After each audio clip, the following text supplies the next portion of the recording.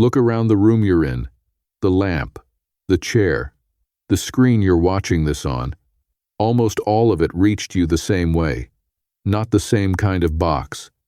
Dimensionally, the exact same box, agreed upon in committee rooms half a century ago. So, how did one steel box quietly reprice the entire world? You'd be forgiven for thinking ships just got bigger and shipping got cheap. That model isn't wrong. Today's largest carry roughly 24,000 of those boxes. It's incomplete because the size came second. The revolution wasn't a ship. It was an agreement. Start in the 1950s. Cargo moved loose sacks, barrels, crates carried piece by gangs of longshoremen. 6 gangs could take 5 days to work one 10,000-ton ship. Then, in 1956, a trucking man named McLean loaded 58 boxes onto a converted tanker called the Ideal X. By Levinson's famous calculation, loose cargo cost $5.83 a ton to load. McLean's boxes about 16 cents. But here's the part most people miss. The genius wasn't the box. It was the corners. 8 steel castings, identical on every container on Earth. Any crane, any ship, any truck, any port, one grab, anywhere. That handshake was standardized between 1967 and 1970 by committees. The box is a rule you can stack. And the rule scaled. Over 80% of world trade by volume now moves by sea.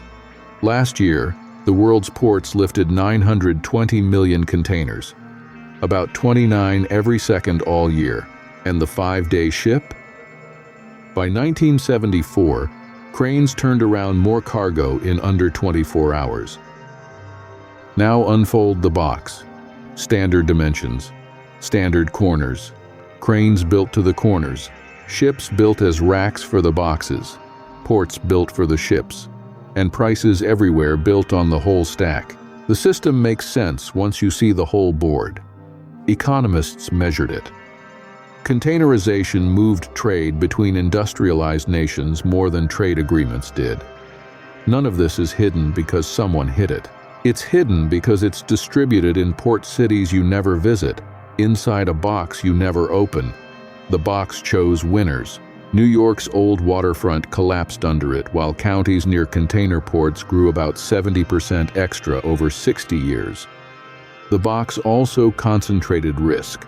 When one ship wedged into the Suez Canal in 2021, 367 ships queued behind it for 6 days on a canal carrying roughly an eighth of world trade. And when shipping prices double, inflation follows. About 0.7 of a point a year later. Almost nothing falls overboard, though. Of roughly 250 million boxes moved last year, 576 were lost at sea. Tonight, look around any room. You'll see it now. Behind almost every object, the same box. And holding up the box, 8 steel corners, agreed upon by committees you learned about last episode. A shelf, a tap, a price, a message, a step, and now the box that carries most of them. 6 systems in, and they've started connecting to each other. Next time, we connect the maps on purpose. Food, money, and the internet, one system, seen whole. If this changed how you see a delivery on your doorstep, we're mapping more systems like it all season.